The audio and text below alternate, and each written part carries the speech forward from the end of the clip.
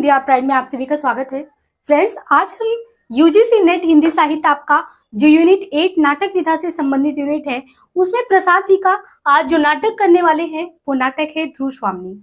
आपके पाठ्यक्रम में प्रसाद जी का सिर्फ ध्रुव स्वामिनी नाटक ही नहीं बल्कि उनके द्वारा रचित स्कंदगुप्त नाटक और साथ ही साथ जो चंद्रगुप्त नाटक है वो भी लगा हुआ है। जो प्रसाद जी हैं इनके द्वारा जितने भी नाटक लिखे गए उनमें अगर ये नाटक देखेंगे तो अन्य नाटकों से उनके द्वारा जो लिखने का कलेवर है इसमें आपको काफी परिवर्तन दिखेगा, क्योंकि ये जो नाटक है ये समस्या मूलक नाटक है जिसमें कहीं ना कहीं ऐतिहासिक आवरण को लिए हुए यानी गुप्त काल से एक ऐतिहासिक आवरण को लिए हुए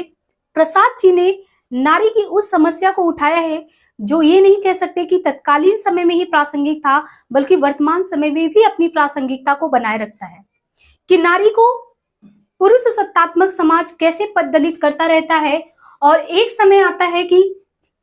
हमारे साहित्यकार प्रसाद जी नारी को कहते हैं कि मूक दर्शक बनने की जरूरत नहीं है, तो उनके माध्यम से क्या कहलाते हैं, जो ध्रुव स्वामिनी है, जो सशक्त पात्र है इस पूरे नाटक की, जिसके नाम पे ये नाटक रखा गया है। अच्छा, नाटक का नाम भी इसलिए रखा गया है कि कहीं ना कहीं इसकी केंद्रित या केंद्र भूमि में ही नारी है। तो नारी कैसे कहती कि नारी जो है पुरुष की कृत दासी नहीं है। पुरुष यदि क्लीव यानी पुरुष यदि नापुंसक, कायर और व्यभिचारी है तो नारी न केवल उसके विरुद्ध जाके विद्रोह कर सकती है बल्कि उसका परित्याग कर प्रिय पुरुष का पुनर्विवाह यानी प्रिय पुरुष से अपने पसंद के जो पुरुष से है उसके विवाह भी कर सकती है। यानी उस समय इस तरीके से बोलना ये प्रसाद जी ने जब भी लिखा हो, ये नाटक का आप समय देखेंगे तो 1933 है। 1933 जब हम स्वाधीन भारत में नहीं है, पराधीन भारत में है, उतनी भी अच्छी स्थिति नारी की नहीं है। तो वो जो सशक्त रूप दिखाते हैं वो कहीं ना कहीं हर एक नारी के अंदर ये सोच पैदा करना चाहते हैं कि आप किसी की कृतदासी नहीं है, आप पराधीन समाज में, ऐसा तो नहीं है कि पराधीन समाज में भी आप और पराधीन हो जाए। ये नाटक कुल 3 अंकों में विभाजित है। विशाख की देवी चंद्रगुप्तम के आधार पर यह नाटक जो लिखा गया है, प्रकाशन वर्ष इसका 1933 है। पात्र परिचय की बात करें और साथ ही साथ ये जो नाटक लिखा गया है इसका कथानक अगर कहें तो ऐतिहासिकता का आधार जो लिया गया है वो है गुप्त काल। गुप्त काल में आप देखते हैं, सबसे पहले हम पात्र परिचय से आरंभ करते हैं जिसमें रामगुप्त जो गुप्त काल में एक ऐसा अयोग्य शासक बन बैठा है, यानी आप कह सकते हैं कि समुद्रगुप्त ने जो उत्तराधिकारी के रूप में नियुक्त किया था वो तो किया था चंद्रगुप्त को, लेकिन चंद्रगुप्त का ज्येष्ठ जो भाई था वो था रामगुप्त। वो अयोग्य था, विलासी प्रकृति का था, फिर भी जो है सिंहासन पे आरूढ़ हो जाता है। सिंहासन पर आरूढ़ होना, सत्ता का संचालन करना अलग बात है, लेकिन इसकी विलासी प्रवृत्ति एक ऐसे मोड़ पर आती है जब ये जो इसकी पत्नी है, यानी इसकी पत्नी या महादेवी कह सकते हैं, जो कि जो पत्नी है महादेवी है, ये है ध्रुव स्वामिनी जिनके ऊपर ये नाटक है। ये पत्नी होती है रामगुप्त की। रामगुप्त इतना आप कह सकते हैं कि निकृष्ट व्यक्ति है ना, वो इतना निकृष्ट व्यक्ति कि वो ध्रुव स्वामिनी को जब शक शिविर में भेजने की बात आती है तो यहाँ तक कह देता है, उनसे कह देता है कि तुम उपहार की वस्तु, यानी तुम जो हो उपहार की वस्तु हो, आज मैं तुम्हें कभी किसी दूसरे को देना चाहता हूं तो तुम्हें क्या आपत्ति है। यानी इससे इसका स्वभाव पता चलता है कि स्त्री के प्रति इसके मन में क्या सम्मान है। तो रामगुप्त जो कि हमने कहा कि आप कह सकते हैं कि जो शासक है यानी सत्ता का संचालन करने वाला गुप्त साम्राज्य का शासक, जो पिता द्वारा अयोग्य घोषित किए जाने के बावजूद छल कपट से राजा बन बैठता है और विलासी प्रवृत्ति के साथ साथ घोर कायर पात्र जो युद्ध करने से बचता है। और एक समय ऐसा आता है जो अपनी पत्नी ध्रुव स्वामिनी को जो शक शिविर है, शक शिविर यानी सकराज जो होता है, यहाँ पे एक पात्र है सकराज, ये अपने पुरखों के बदला लेने के लिए, अब यहाँ पे इसीलिए कहा गया कि विषय वस्तु के केंद्र में नारी है। सकराज जो है अपने पुरखों का बदला लेने के लिए किसे आप कह सकते हैं किसका चुनाव करता है, नारी का, कि हम अगर नारी को किसी भी तरीके से पद दलित करते हैं तो हमारे जो पुरख थे यानी पुरखे थे, पूर्वज थे, वो किसी भी तरीके से प्रताड़ित हुए हैं, शर्मिंदा हुए हैं, तो उस चीज का हम नारी का उपहास उड़ाकर उसका बदला ले सकते हैं। तो बदले की मनोवृत्ति से सकराज जो होता है, आप देखते हैं कि ये जो शुरुआत होता है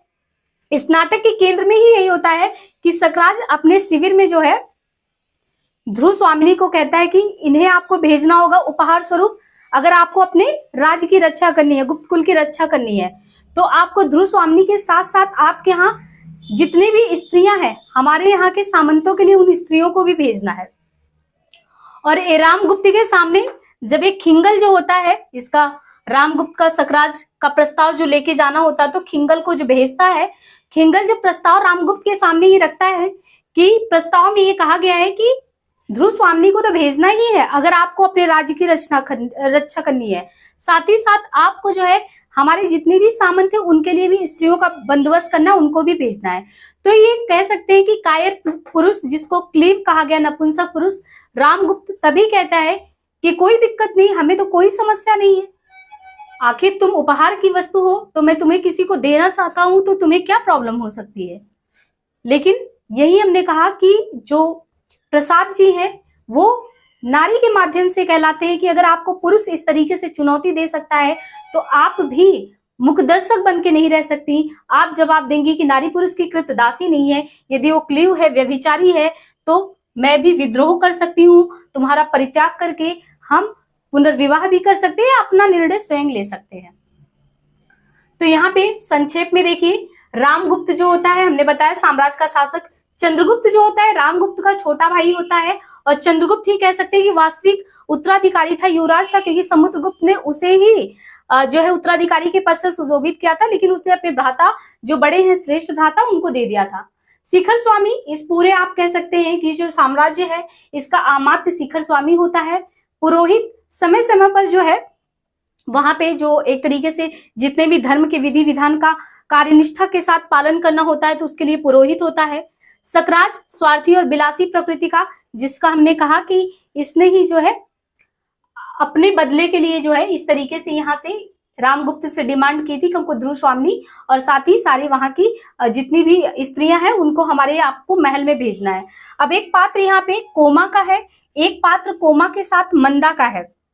यहाँ पे मंदाकिनी हम कह सकते हैं कि नाटक की बिल्कुल सजीव पात्र है, जो चीज बिल्कुल सही है, जो एक तरीके से नारी का लगातार शोषण हो रहा है, तो वो समय समय पर आवाज उठाने वाली है। तो यहाँ पे नारी के रूप में अगर देखें, सशक्त पात्र के रूप में मंदाकिनी है।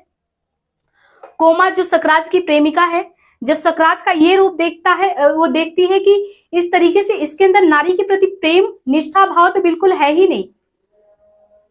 जब ये इस तरीके से देखती है तो इसके मुंह से यही निकलता है कि राजनीति का प्रतिशोध क्या एक नारी को कुचले बिना नहीं हो सकता, और अंततः कोमा अपने प्रेम का परित्याग कर देती है कि हमें ऐसे लोग के साथ नहीं रहना है। और जो कोमा होती है,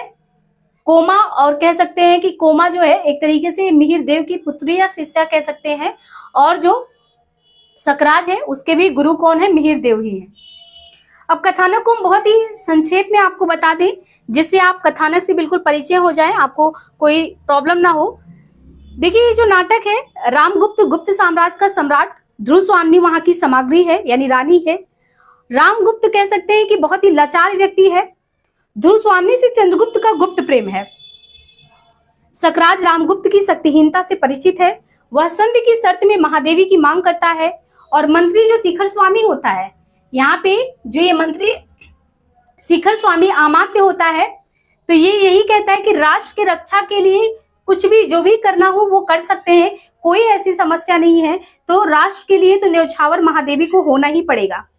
मंत्री शिखर स्वामी जिस तरीके से इस संधि को प्रकट करता है, रामगुप्त सहमत हो जाता है। लेकिन सबसे बड़ी बात यहाँ पे आती है चंद्रगुप्त। जब ये बात चंद्रगुप्त को पता चलता है कि इस तरीके से उसके महल में जो है ध्रुव स्वामिनी को भेजा जा रहा है उपहार की वस्तु समझकर, तो चंद्रगुप्त उसका विरोध करता है कि हम इस तरीके से जो है वहां पे जो ध्रुव स्वामिनी है उनको नहीं जाने देंगे, यानी वो हमारे गुप्त कुल की मर्यादा है, इस तरीके से जो है सामग्री को नहीं छोड़ सकते।